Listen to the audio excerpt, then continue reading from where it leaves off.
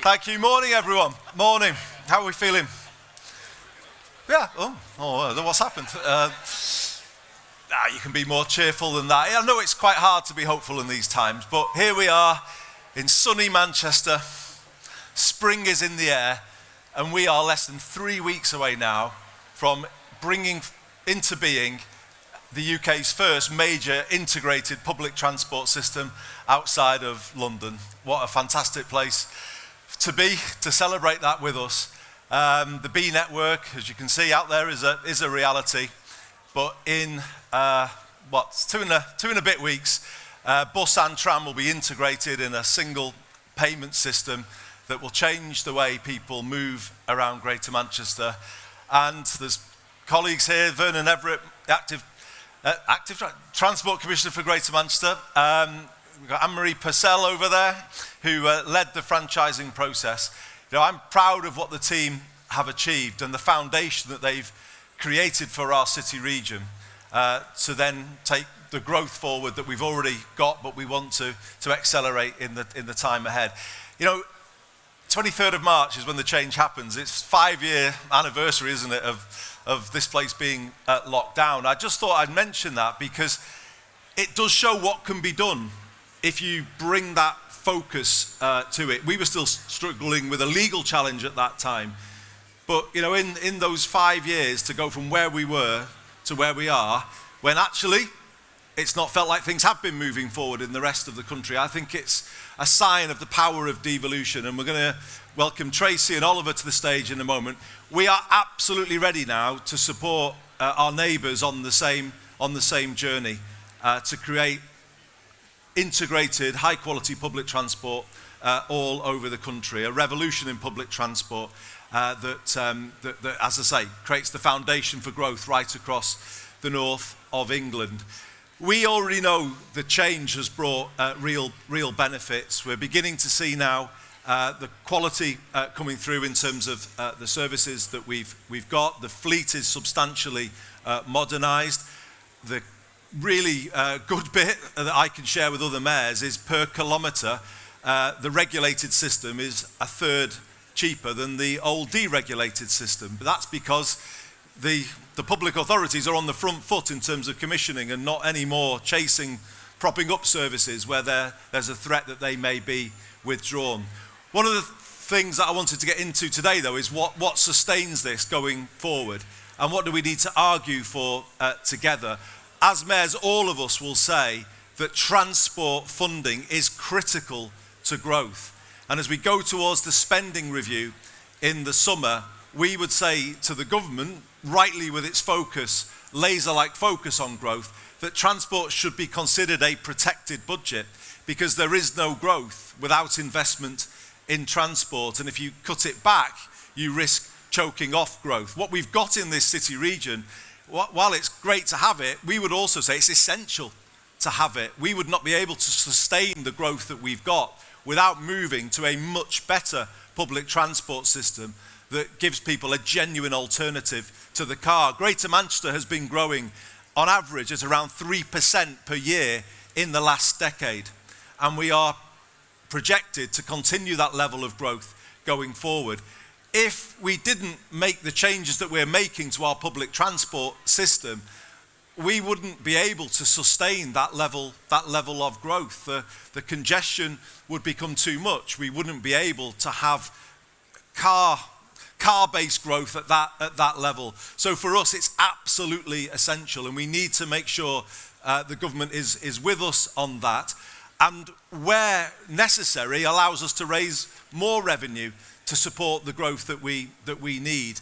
That's the position that Greater Manchester has reached. We need more night buses across the city region. For anybody who uses our tram system, they will know that we need more trams to relieve some of the overcrowding we see now during the morning peak.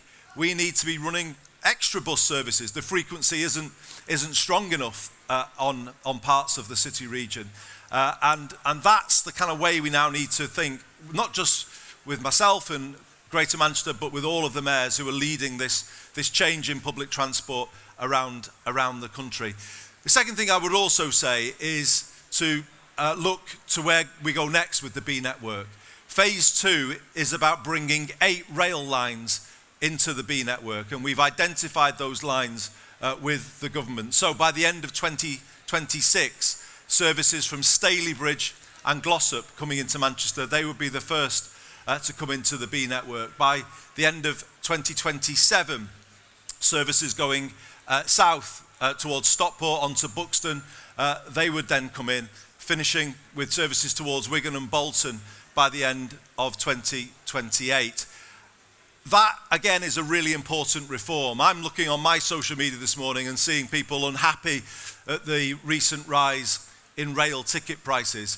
And the thing is this: if you have a fragmented system in public transport of the kind that we've had for decades, it actually offers really poor value for the travelling public. If your ticket, as somebody was explaining to me today, £9 return from Bolton and to Victoria in the morning peak, if your travel expires at Victoria and you have to buy another ticket to get on the bus or another ticket to get on the tram, that isn't good value, and that doesn't make public transport competitive with private transport.